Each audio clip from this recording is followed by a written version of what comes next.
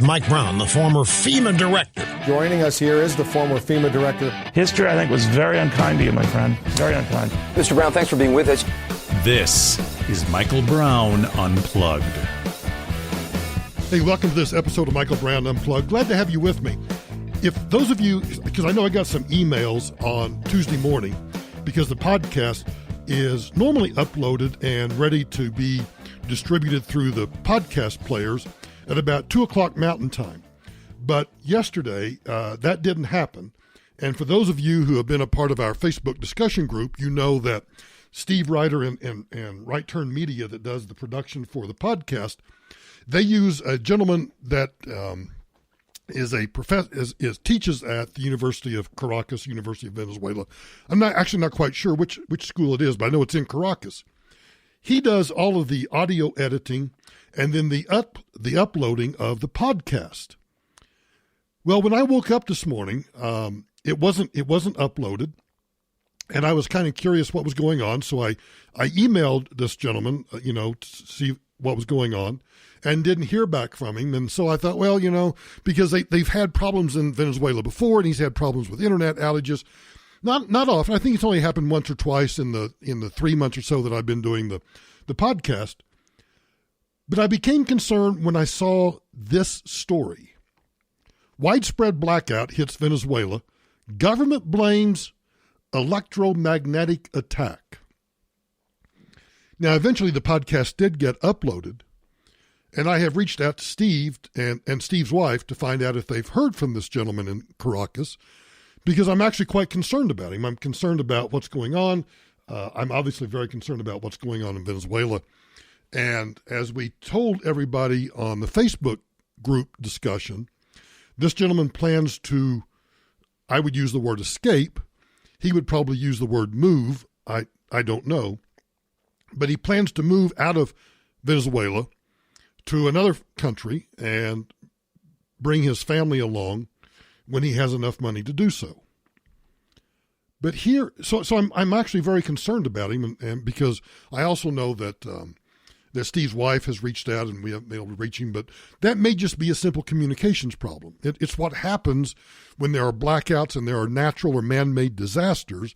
People are unable to have communication with other people. That's why we always said, and I continue to say when I speak on resilience and homeland security issues, about the absolute importance of having a communications plan. You may not be able to call using your cell phone. Is there some other way you can communicate? Can you use a text message? Can you use WhatsApp? Is there any way, as long as you can get some sort of Wi-Fi, some sort of interconnection, or even an intermittent cellular connection? And then, of course, I have to put a plug in for an organization, a nonprofit that I'm the CEO of, the Next of Kin Registry, NOKR, NOKR.org. And it's a program, it's a nonprofit that allows people to pre-register so that when something bad happens, there's a clearinghouse to find out where other people are. Because oftentimes in disasters, and I don't know that this is what's happened to the gentleman in Caracas or not, but you end up being displaced. And when you're displaced, you may not be able to tell somebody where you are. But if you've told somebody where you plan to go or where if you have these plans in place to begin with, even though I know they change and plans always fall apart, with the first shot, those of you in the military know what I'm talking about. Nonetheless, being able to communicate is probably of the utmost importance in almost all of human activity. It allows us to share emotions. It allows us to do business. It allows us to maintain relationships. Communications is the key. So we will continue to reach out and find out if he's okay. And once again, I don't know what will happen to the podcast this morning. We will just wait and see what happens. But I want to go to the Reuters story for a moment. And I want to tell you what Reuters says. And then I want to take and extrapolate what the Maduro and the other people in Venezuela are saying occurred, which may or may not be true, and then talk about that with respect to the United States. Here's the Reuters story. More than half of Venezuela's 23 states lost power on Monday, according to Reuters witnesses and reports on social media. A blackout the government blamed on an electromagnetic attack. Now, do you know what an EMP is? An electromagnetic pulse? When a nuclear device is exploded, but it is exploded in the atmosphere, and I didn't do my research. It's been so long since I've dealt with EMPs. But when that electromagnetic pulse from the explosion in the atmosphere takes place, it fries electronics. It takes down the power grid. It is, in my opinion, the most dangerous form of either state-sponsored or non-state-sponsored terrorism that this country faces. Back to the story. I'll tell you why in just a minute. It was according to Reuters, it was the first blackout to include the capital, Caracas, since March, when the government blamed the opposition and the United States for a series of power outages that left millions of people without running water and telecommunications. The blackouts exacerbated an economic crisis that has halved the size of the economy. Venezuelan Information Minister Jorge Rodriguez said the outage on Monday was caused by an electromagnetic attack without providing evidence. He added that authorities were in the process of reestablishing service. Power did return, according to Reuters, for about 10 minutes to parts of southeastern Bolivar State, site of the Guri hydroelectric dam, the source of most of Venezuela's generation, but went out again, according to a Reuters witness. Electricity was still out throughout Caracas. Maria Luisa Rivera, a 45-year-old business owner from the city of Valencia in the central state of Carabobo, says that it terrifies me to think that we are facing a national blackout again. She said that the first thing she did was run to freeze my food so that it doesn't go bad like it did the last time in March. It costs a lot to buy food just to lose it. Then Reuters goes on to say that the oil-rich country's hyperinflationary economic crisis has led to widespread shortages in food and medicine, prompting over 4 million Venezuelans to leave the country. 51-year-old janitor Bernardino Guerra, who lives in Caracas, said, "These blackouts are catastrophic. I live in the eastern part of the city, and there the lights go out every day. Every day, things are worse." Can you imagine? Now, let's forget Caracas for a moment. But let's talk about electromagnetic pulse. If a state-sponsored terrorist attack were to occur on American soil, and it was an electromagnetic pulse, they don't have to physically destroy the infrastructure. For example, when you think about the bombs that landed on Hiroshima and Nagasaki, those nuclear bombs devastated the buildings. They burned people to death. Then you had the radiation burns. You had the utter destruction of the physical infrastructure in addition to the human death toll. But now I want you to imagine, instead of those bombs being dropped and exploding at ground level, that a series of smaller bombs, smaller nuclear bombs, are exploded in the atmosphere in let's just pick 4 or 5 places around the country. Somewhere along the West Coast, somewhere over Denver, somewhere over Chicago, and then somewhere between Philadelphia, Washington, New York, and Boston. The effects of the electromagnetic pulse, the EMP, is to fry all of the electronics. Now I want you to look around for a moment, and I want you to think about all of the electronics that you are wholly dependent upon. Now yesterday, I don't think I ever told you what I did, but dumbass me, I was in a hurry. I ran out to the car. I put my backpack in the car. I laid my phone on top of the car and said to myself, because I had to come back in to get something else, don't forget the phone on top of the car. I don't know why I didn't just hold it. Oh, I know, because I had to carry several other things back out to the car. And I got distracted, brought the other stuff back out to the car, jumped in the car, drove off, got onto Highlands Ranch Parkway, got to the location where I was going, and realized I don't have my phone. So I instantly turn on my iPad to see if I can find my phone, and of course I can't find it anywhere. So I backtrack, and I finally find my phone. And of course it's fallen off on Highlands Ranch Parkway, which is a 6-lane major arterial street. And it's utterly destroyed. So I call Apple. I can't get in to see Apple until Tuesday afternoon after lunch. So I'm without a telephone for, let's say, 12 hours. 12 hours.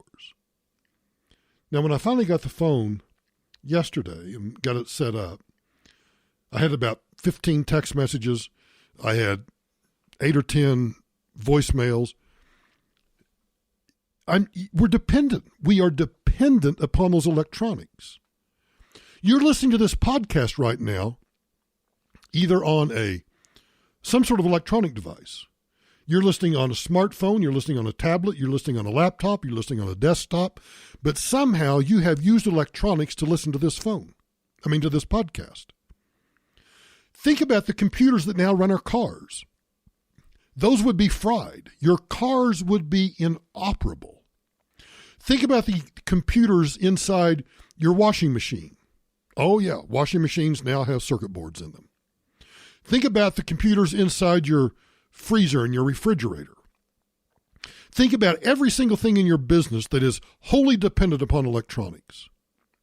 Because once that EMP explodes, not only is the grid taken down, so that there is actually no electricity to power your devices. Think about how hot it's been. No air conditioning. Oh, the greenie weenies would love this, right? We could stop global warming or global cooling or whatever the hell it is today. Not only do you not have the electricity to power all the devices to keep this economy going, but the devices themselves have been fried. Unless, of course, you have protected them inside a Faraday cage. And if you don't know what a Faraday cage is, go Google it. This will give you something to do. Go Google a Faraday cage. There is a book that is written by William Fortune called 1 Second After. Rarely, if ever, do I adamantly, in fact, when I taught some Homeland Security classes in law school, this was one of my required readings. Because it's one thing to understand in theory the whole cycle of emergency response. You respond, you recover, you mitigate. This whole cycle that we go through in emergency response. All of that falls apart. So 1 Second After is a novel. It's now 10 years old, written in 2009. And the novel deals with an unexpected EMP that affects people living in and around the small American town of Black Mountain, North Carolina. And you would think that if it just affects this small community, that the effects wouldn't be very widespread. Let's just say that people begin to die within a matter of days.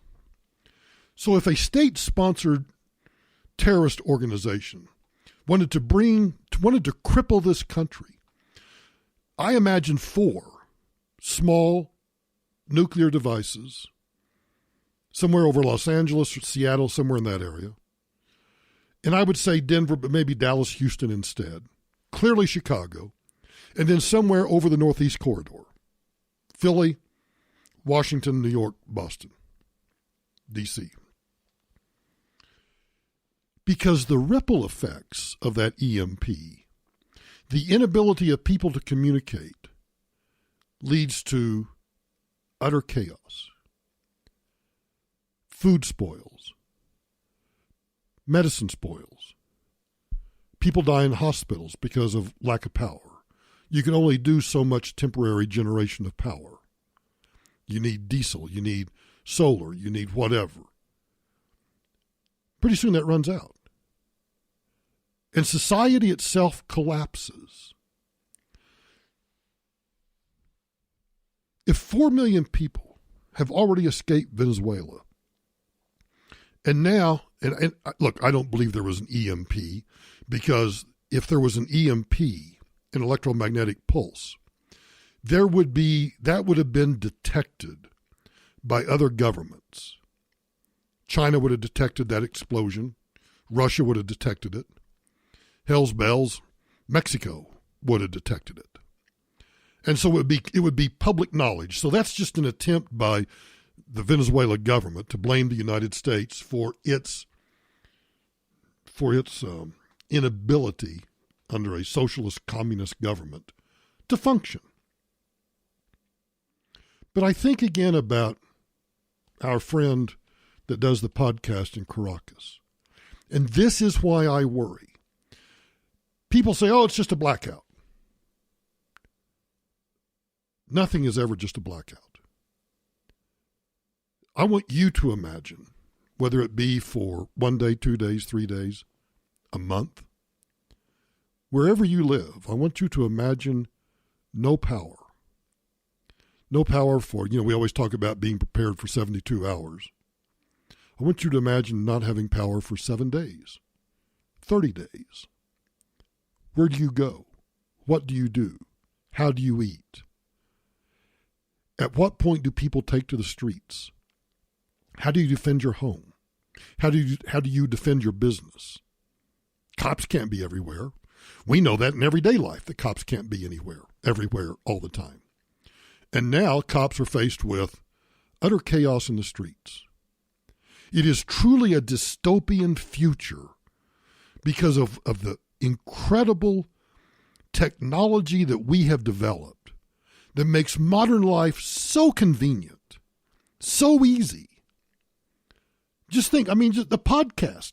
My podcast gets uploaded to Dropbox after I finish recording it. Somebody in Caracas downloads that podcast, puts it through his Adobe Audition software, sets the levels and puts on the introduction and checks everything and puts on the ending and then uploads that to the Spreaker website. All of that done thousands of miles away. Yes, I'm worried about him. But I think it's a good opportunity for us to think about, oh, Michael, this would never happen. You know what? It doesn't take an electromagnetic pulse. It doesn't take an EMP. It could just simply be a bunch of terrorists that want to take out substations all around the country in a coordinated attack. Somebody that wants to take out the power grid, start bombing transmission lines, start rolling blackouts. And as you start the rolling blackouts, blow up some transmission lines somewhere else. If you understood just how vulnerable and fragile our power grid is, you'd be a perverted sicko like me, all the time worried about, is this it? Of course, we can worry about hurricanes and tornadoes. We can worry about flash floods. We can worry about forest fires, earthquakes, volcanoes, ice storms, blizzards. We can worry about all of those things, as you should, because all of those things can also take out the power. So it's not just the state actors or the non-state actors that could create the kind of blackout that would destroy American society. Mother Nature could do it. And you know why it drives me batty? Because what do we spend our money on? We just raised the debt ceiling limit. We're spending trillions of dollars that we don't have. And we have one of the weakest, most susceptible power grids in the world, susceptible to not just man-made attacks, but to attacks by Mother Nature. Remember the blackout in New York recently? Temporary, but nonetheless a blackout. So let's say a prayer for our friend in Caracas, and let's demand of our politicians that we get our priorities straight. I understand that the power grid is predominantly in the hands of the private sector. Xcel Energy, for those of us that live in Colorado and throughout the Midwest. Ask them, how prepared are they? Pacific Gas and Electric, they're in Chapter 11 right now. How ready are they? Oklahoma Gas and Electric, OG&E. How ready are they? If you knew what I knew, or once you read the book 1 second after, and you understand the consequences of losing power, you'll be a sicko just like me. 1 second after. And also keep tabs on Venezuela. Because depending on how long this blackout lasts, we may get an incredible lesson in human nature. Because at some point, the people will revolt. Hang on. I'll be right back. When Tamara and I are watching television and we are scrolling through Netflix trying to find something to watch, we'll find a show that seems pretty interesting to us, and then we'll turn it on and realize that it's subtitled, that it's a foreign language film. And I don't mind watching them sometimes, but Tamara has a real bugaboo about watching them, and she just won't watch them. It's also, I guess it's distracting to some people to try to read what's going on while at the same time watching what's happening in the movie itself. Well, I found this fascinating story about Generation Z and closed captioning. Do you keep closed captioning on when you're watching television? It drives me nuts. If we accidentally have the captions on a movie, English, an English movie, we got to stop the movie, go back, turn them off, because I find it so distracting to watch or to have those captions across the bottom. It's like the chyrons that all of the cable news shows now have. There's as much information scrolling across the bottom fourth of the screen as there is on the television screen itself. No wonder the entire world is now ADD. Well, this article, it was written on the website Medium. And the headline is Why Generation Z Loves Closed Captioning. Does everyone do it? My wife and I turned to Facebook in a private nationwide group for parents with near adult children. And they asked this question. Anybody else's college student without a hearing disability watch TV with the closed captioning on and insist that everybody does it? She posted that on Facebook. And she got hundreds of responses, and they had their answer. One said, well, it helps me with my ADHD. I can focus on the words, I catch things I missed, and I never have to go back. Many parents expressed similar confusion with the TV watching habits of their millennial and Gen Z children, often followed with, I thought it was just us. So I returned to my daughter, who had now switched to the creepy Lifetime Import U. And I asked her, why do you have the captions on? And she said, it helps me with my ADHD. I can focus on the words, I catch things I missed, I never have to go back, and I can text while I watch. My multitasking daughter, he writes, used to watch TV while working on her laptop and texting or FaceTiming on her phone. She kept rewinding the DVR to catch the last few minutes she had missed because she had either zoned out or was distracted by another screen. Now, I have to make a confession here. I have a horrible habit. Now, I won't speak about Tamara's habit, but I'll just tell you what it is. Tamara plays solitaire while watching movies. And she knows that I know, she hope she's not listening, she probably is, but she knows that it drives me crazy because I don't see how you can play solitaire and watch a movie. But I have an equally bad habit. If I'm watching something and I'm curious about, oh, is that actor still alive? Or what else was that actor in? Or what about this topic or whatever? I've been known to open my laptop and go to a search engine, and I'm going to use Google as a verb here. I don't use Google, but I'm going to use Google as a verb. And I'll Google something about what I'm watching. And I know it's a bad habit because while I'm Googling and looking up what I'm watching, I know that I've missed at least a couple of minutes of it. And for those of you who claim, and I believe incorrectly, that you can truly multitask, I don't believe that you can. I don't believe that you can truly read words and comprehend the words at the same time that you hear the noise in the background. You may hear some of those words, but I don't think you can process all of the words and get the full text, the full context of what somebody is saying on a script on a television program or a movie or whatever.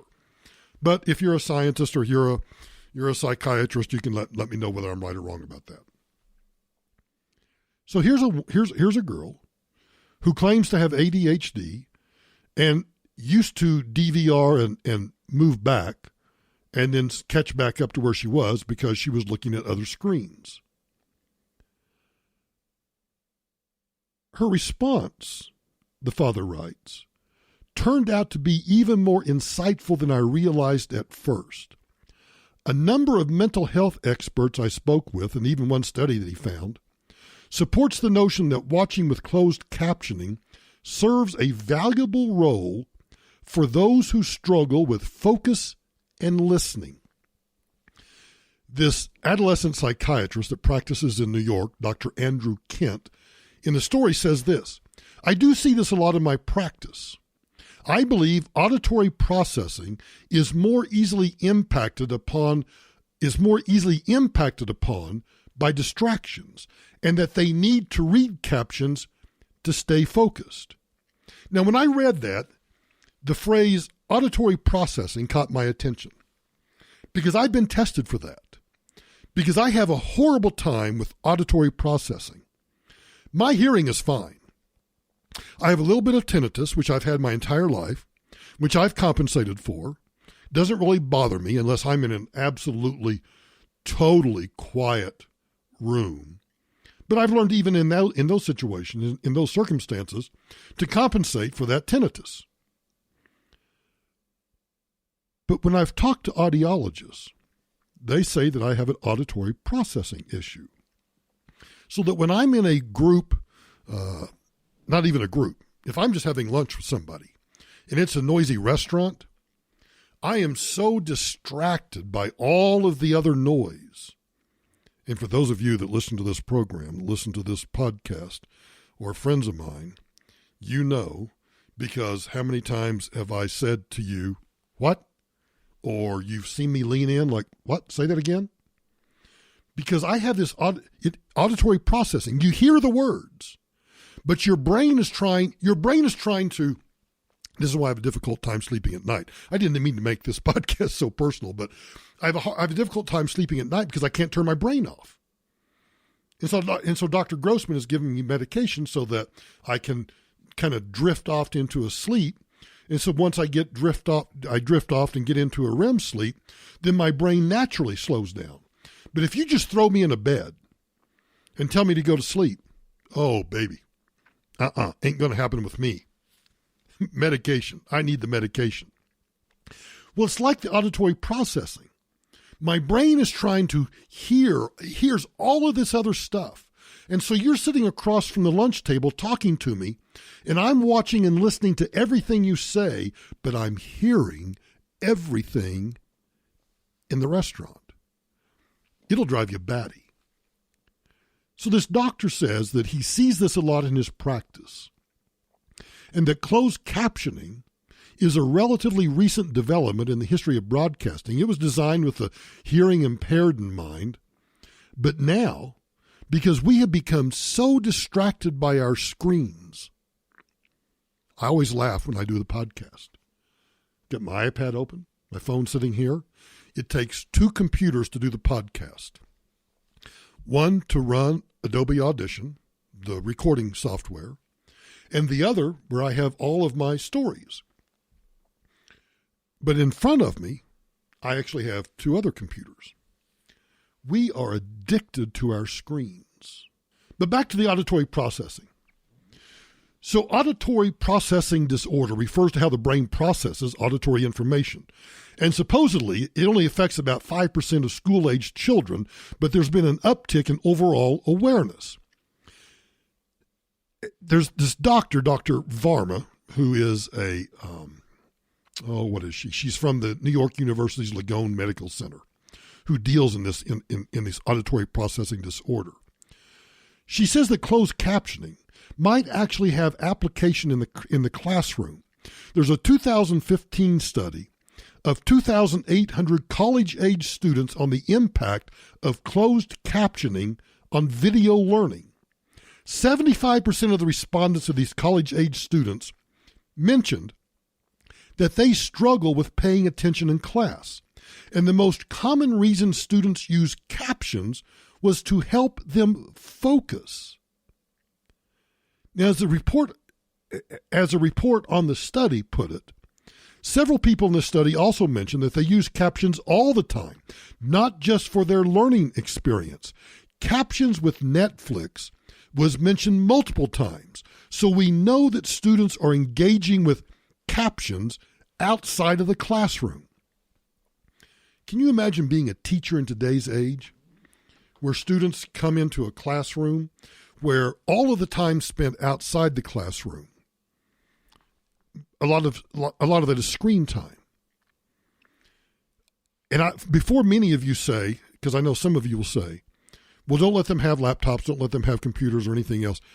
Do you know that when I was teaching at the University of Denver School of Law, this has been several years ago, many years ago, I was astonished at how dependent upon laptops and online teaching has become in the classroom. And so I had to teach myself and learn all of these products and services that are available to do online learning. Because if the kids' heads are in the screens and you're doing an online class, you need to be able to help them focus on what they're doing, recognizing that sometimes you can be in front of the lecture hall yammering on, and they're not paying any attention. They're reading their emails or they're doing something else, or a really good student might be reading what you're talking about, but not hearing what you're talking about with regard to the subject matter.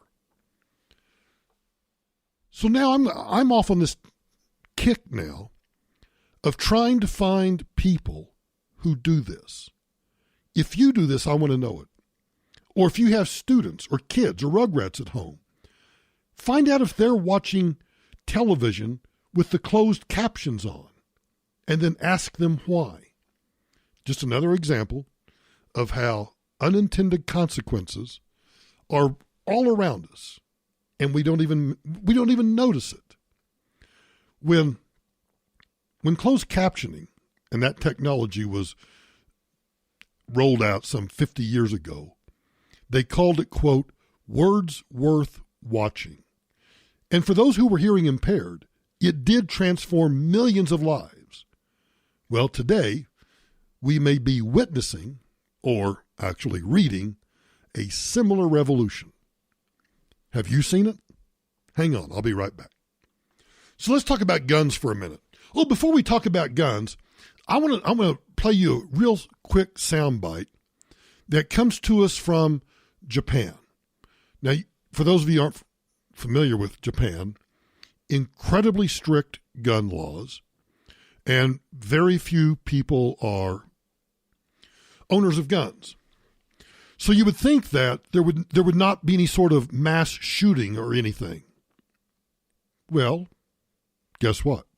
In Kyoto, Japan, 33 people were killed Thursday after a man burst into an animation studio, doused the three-story building with a flammable liquid, and set it on fire.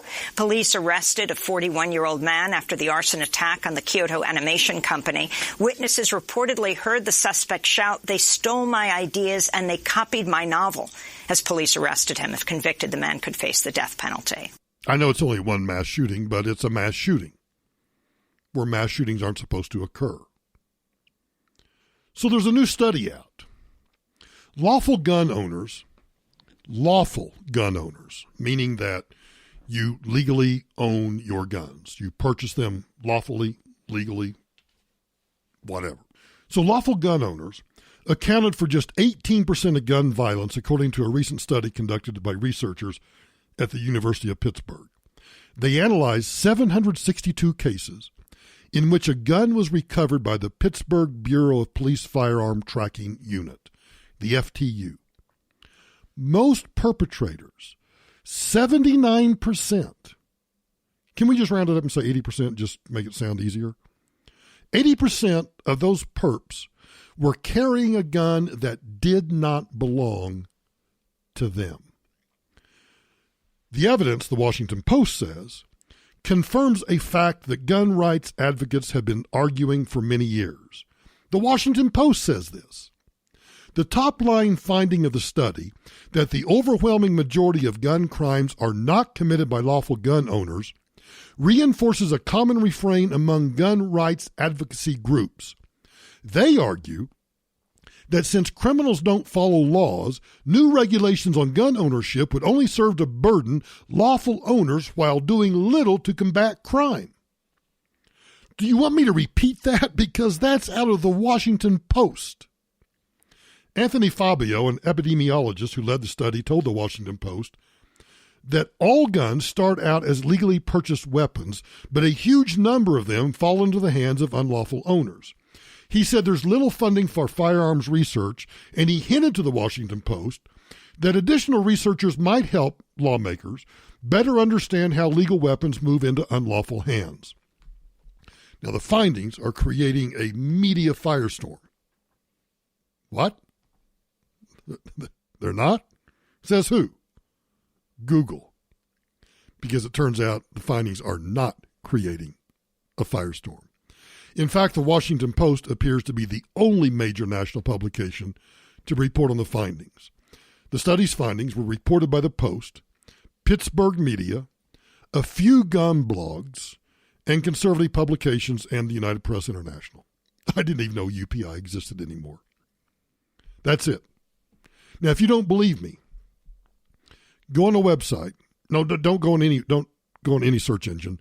In this case, I want you to specifically use Google. And then you tell me whether Google hides stuff or not. And Google this. Anthony Fabio, F-A-B-I-O, Anthony Fabio Guns Study. Or Google this. University of Pittsburgh Gun Study. And just see what comes up. Why do I want you to do that? Because gun violence is a pretty hot topic in the United States at the moment. Kamala Harris has come out again and said that if she's elected president, she'll implement an assault weapons ban. Now, a lot of my friends on Twitter have been trolling her and asking her to define exactly what an assault weapon is. And, of course, she has utterly failed to do so because, well, all weapons are assault weapons. The Washington Post goes on to say, these data suggest that many perpetrators of firearm violence, especially homicides, acquire their firearms either through theft or trafficking. This study offers a timely opportunity to encourage ongoing, systematic collaboration between public health and law enforcement with the purpose of describing, understanding, and reducing violent crime, particularly violent death, as well as reducing the difficulty in data collection for firearms. So why is there so little attention? Is it because the findings dovetail too neatly with the narrative that you and I have always claimed, that if you enact all these laws, it doesn't affect people who are going to commit violent crimes. They're going to get the guns anyway. As Fabio tells the Post, the conclusions might not neatly fit the narrative of good guys and bad guys in the gun control debate, but the data might actually help law enforcement and lawmakers at least understand how the guns flow from legal ownership into bad hands. But I'm fascinated that the Washington Post even ran the story and admits that it fits the narrative that we keep telling everybody. You can pass all the gun laws in the country you want, but just like we saw in Tokyo, somebody wants to kill somebody badly enough, they're going to get a gun and they're going to do it. So what's the best thing that you and I can do? Learn how to defend ourselves. Situational awareness. Hang on, I'll be right back. So I don't know how long it's been since, I guess it was last weekend, that the president held the rally. I don't even remember where it was. And the crowd began to chant, send them back or whatever. And, of course, everybody claims that that was racist. And we talked about that on one of the podcasts about whether or not saying if you don't like what's going on in this country, then go back, where you came from or move to another country or whatever. But I got to thinking about that. The mainstream media simply cannot stop talking about what they claim is racist tweeting, that those 4 Democrat members of Congress go back to where they came from. But you know what nobody's talked about? Nobody's talked about when the Democrats threatened to deport a naturalized U.S. citizen over phony allegations. And you know who that U.S. citizen was? Sebastian Gorka. Dr. Gorka, who is now a radio talk show host with, I think, Salem Media. He was an advisor to President Trump for a short period of time. I think he's Hungarian. But he's a naturalized U.S. citizen. And the media focuses solely on Trump's saying that those 4, I refuse to call them you-know-what. They have a nickname. I'm not going to do it. They love that attention. Well, anyway, the media has gone absolutely wild over those tweets.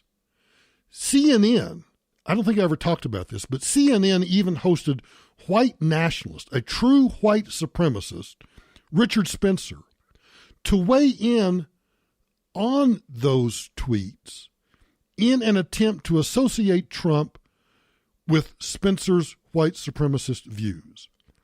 That's how desperate the media is.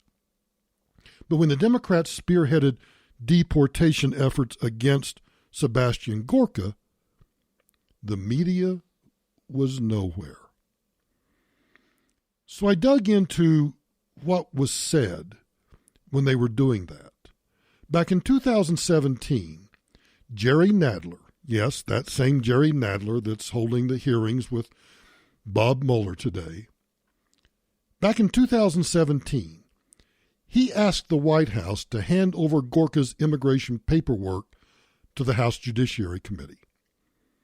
Now, Gorka he's a Hungarian-American. I think he was actually maybe born in Britain or something. But he was naturalized in 2012. 5 years before Nadler attempted to use the power of the federal government to intimidate him. Nadler cited a hit piece written by The Forward and attempted to link Gorka to a far-right anti-Semitic group in Hungary. Now, I don't know whether he's linked to this group or not, but I do know that David Harsanyi over at The Federalist points out that the author of the hit piece admitted that there was no solid evidence for the headline or even the smears against him as an anti-Semite. The author concluded this: there is no evidence that Gorka himself has ever engaged in overtly anti-Semitic acts or participated in any of the Guards' activities. That's the group that, I forget what the name of the group was, but it's this anti-Semitic group in Hungary. There is no evidence that he ever engaged in any anti-Semitic acts or that he ever participated in any of the Guards' activities. But Gorka and some of his political supporters have argued that he has fought anti-Semitism throughout his career. There's newly available video footage that Gorka not only failed to fight anti-Semitism, but also supported an openly intolerant paramilitary group and publicly rejected the Jewish community's concerns about their own safety and safety of other minorities. But even that's been called into question. But where was the outrage when a Democrat demanded that a naturalized citizen go back to his home country? I'm just sick of it. I'm just sick of all of the hypocrisy. And I know the hypocrisy exists on both sides. Don't get me wrong. But let me get this straight. Democrats actually want to use government power to threaten new U.S. citizens if they have right-leaning political ideologies. But on the other hand, we should let every foreign citizen who illegally enters the United States, let them in, give them voting rights, no questions asked. That's just utter political hypocrisy at its finest. When you think about Ilhan Omar, her anti-Semitic tweets are actually they are legitimate proof of her ideology. All Democrats had on Gorka was a poorly sourced and a poorly written article. But Democrats are not going to condemn Omar for her anti-Semitic rhetoric. While his association with the Trump administration, that is enough by itself to trigger calls for deporting a U.S. citizen. I think most Americans see through Democrats' obvious and ridiculous double standard on race-related rhetoric.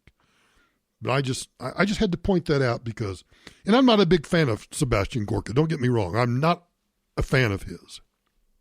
I don't think he served Donald Trump well. But good grief, you're going to use the government? I mean, all Donald Trump does is just tell them to go back. He's not trying to force them back. Jerry Nadler's actually trying to use the power of the government to investigate his immigration status. It's a huge difference. So I think that you and I may have something in common with Bernie Sanders that we didn't realize. Yep. If you listen to them long enough, every once in a while, they speak the truth, and you have to go, oh, yeah, I kind of agree with that. Here's Bernie on Poppy Harlow's show on CNN. Very quickly here, everyone's comparing you to Senator Elizabeth Warren. You often say she is my friend. Let's end with something you admire about her. What is the thing you admire most about Senator Elizabeth Warren as you get ready to take her on the debate stage? Well, Senator Warren is a friend of mine, and I admire the fact that we have worked together over the years on a number of issues. Anything specific? Well, look, we have worked together on a number of issues, and she is a very good senator. All right. Senator Bernie Sanders, I'm looking forward to hearing about the bus tour and seeing you on the debate stage next week. We'll see you in Detroit. Thank you, sir. You notice that Poppy Harlow actually laughs when Bernie can't name a single thing he admires about Elizabeth Warren. So, yeah, we at least have one thing in common with Comrade Bernie. I can't think of anything about Elizabeth Warren that I admire either. Bam. Every once in a while, Agent Jed A sends me a story that, well, I can't decide whether to use it in the podcast or not. But I've decided to use this one. Here's the headline. Man killed in firework accident in Chicago. The subheadline is, bomb and arson units were called to the scene. And the story goes.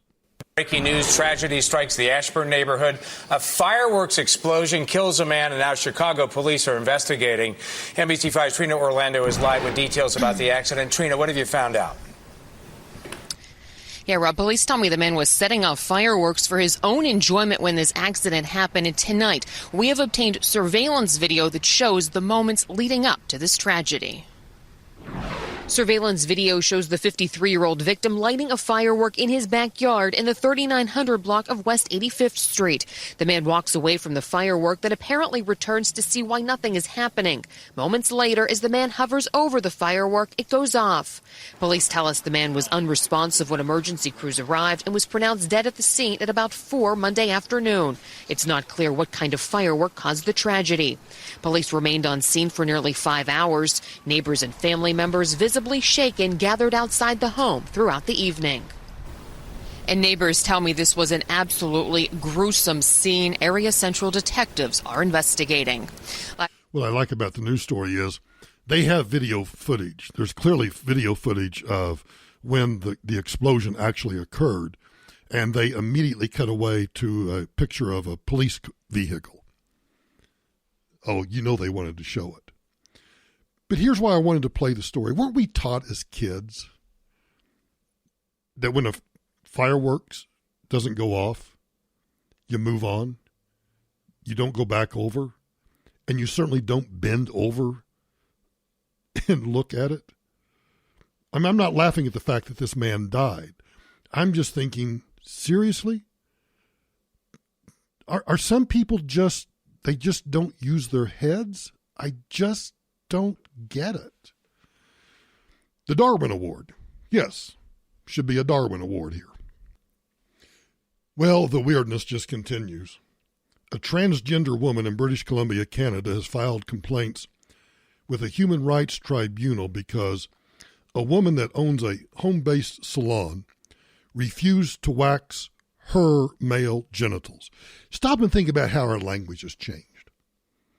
In describing this story, I have to tell you that a transgender woman has filed a complaint because a woman that owns a home-based salon refused to wax her male genitals.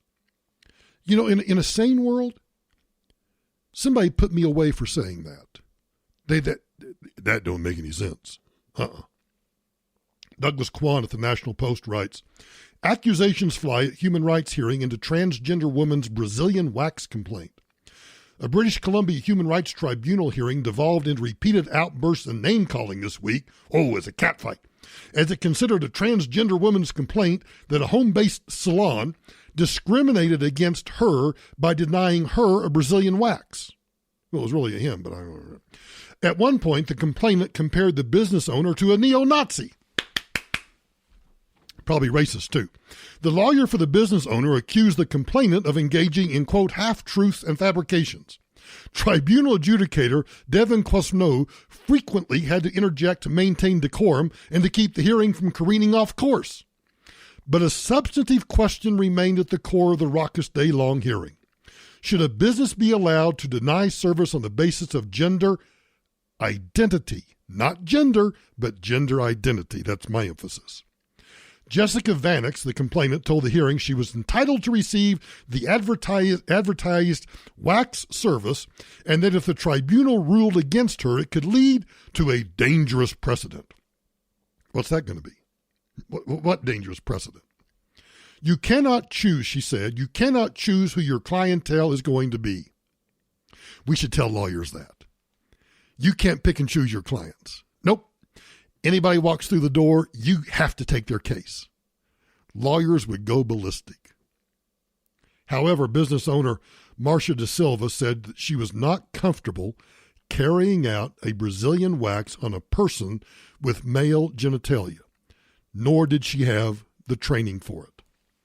And I just add this. If I were going to get a Brazilian wax down there, I'd want to make sure it was somebody that was trained and knew how to do it on male genitalia. I'm just saying, you know, maybe that's the dangerous precedent it sets.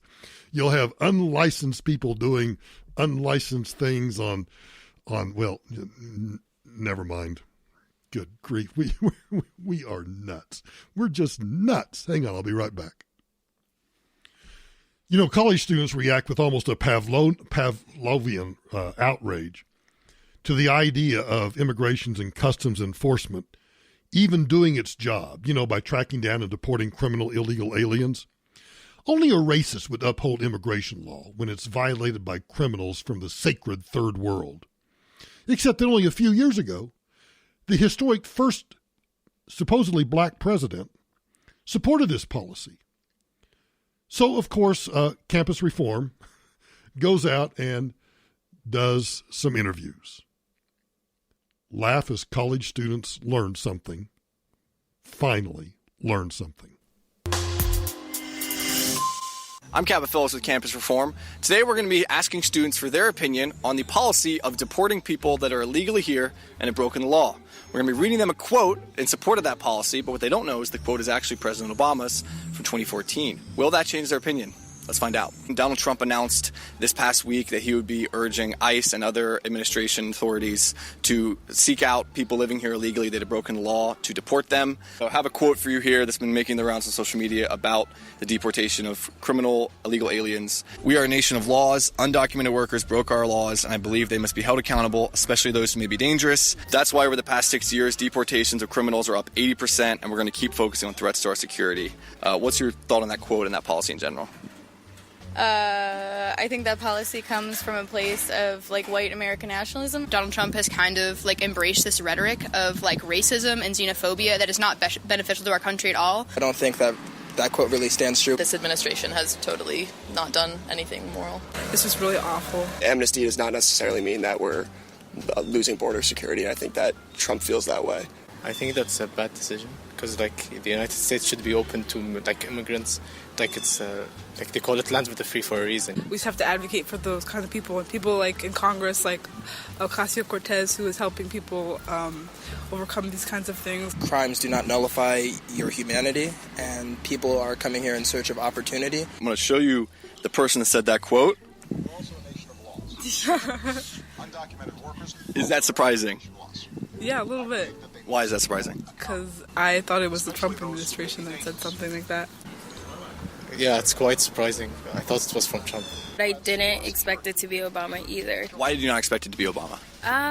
Because I guess, I don't know, like, it never occurred to me that it could be Obama. Is that surprising that it's a quote from President Obama? Yeah, that was surprising for sure, yeah. Do you think it's still a practice of white nationalism, though, to deport criminal illegal aliens? I think the way Trump's doing it is. Okay. But President Obama, to this point in Trump's presidency, Obama actually deported more people, though. So it's, in practice, it was more from Obama, though. What's your question? I'd say my understanding of Obama versus Trump is that Obama was more liberal as far as amnesty and border security. I expected that quote to come from Trump. Yeah. I mean, it just shows the hypocrisy in politics. So one person can say something 5 years ago, and next thing you know, it doesn't apply to them anymore, and that they can now be the morality police for whoever is in charge now. Does that change your opinion of the practice to know that President Obama did the same thing, actually, to this point in his presidency, deported more people than President Trump had at this point? No. Again, I just think that there's a moral way to do it, and I don't know a ton about Obama's deportation policies, but I imagine that they were a lot more humane than the ones currently going on. Well. It's okay if Obama does it. It's not okay if Trump does it. One's moral, the other is immoral. I love those campus reform interviews. They're fantastic. Hang on, we'll get a taxpayer relief shot in before we go. This one is actually a pretty good classic taxpayer relief shot. Canton, Ohio. A Canton homeowner shot and killed an alleged burglar during a home invasion robbery on 2nd Street Northwest Monday morning, according to the Canton Popo. Officers responded to the home shortly after 2 in the morning, the perfect time, to investigate a report of a home invasion robbery. During this time, officers were notified of a person who was brought in to Altman Hospital with gunshot wounds. A preliminary investigation revealed the gunshot victim was one of the 2 alleged burglars in the home invasion robbery on 2nd Street Northwest. The alleged burglar was shot by the homeowner during the robbery and was pronounced dead at 2:10 a.m. Police said the second person involved in the home invasion robbery fled the home and is still at large. Of course he fled. Oh my gosh, we just broke into the wrong house. We got to get out of here because this guy's got a gun. Oh my gosh, run for your life. These people are disgusting. The next one involves a Mississippi man in a shootout with the Popo. I don't get it. A Mississippi man wanted in a woman's death was killed Monday in a shootout with officers trying to arrest him. Shawan Allen died after he opened fire on the Popo entering a mobile home to arrest him. When you're determined not to go with the cops, when they knock on the door, then whatever happens, that's on you, according to Copiah County Sheriff Harold Jones. Harold Jones, you demand. Listen to that again. When you're determined not to go with the police when they knock on the door, then whatever happens, that's on you. Yeah. And what's on him? He's dead. I don't know why thugs do it. I still wonder how many times it's suicide, or how many times are they so somehow stupid, or are they delusional, thinking that, yeah, I can win this shootout. I've got me a .38 special, and I know there's at least 2 cops outside, maybe more, but I can win. I don't know what goes through their heads. It drives me nuts. Hey, thanks for listening to this episode of Michael Brown Unplugged. I hope it gets uploaded because I hope everybody's okay down in Caracas. Again, if you follow us on, or if you get the podcast from the iHeart app, be sure and share it. If you get it from iTunes, be sure and leave us a 5-star review, a 5-star rating. And if you have time to write a review, that would be greatly appreciated. And also follow us on all the social media platforms. And the easiest way to do that is to simply go to the website, michaelbrowntoday.com. michaelbrowntoday.com. And across the homepage, you'll not only be able to listen to the podcast on that website, but you can click on all the social media icons, Facebook, Twitter, Instagram, YouTube, LinkedIn, all of them, and you can follow me on all of those platforms. So be sure and do that too. I greatly appreciate everybody listening to the podcast, and we'll be back again tomorrow.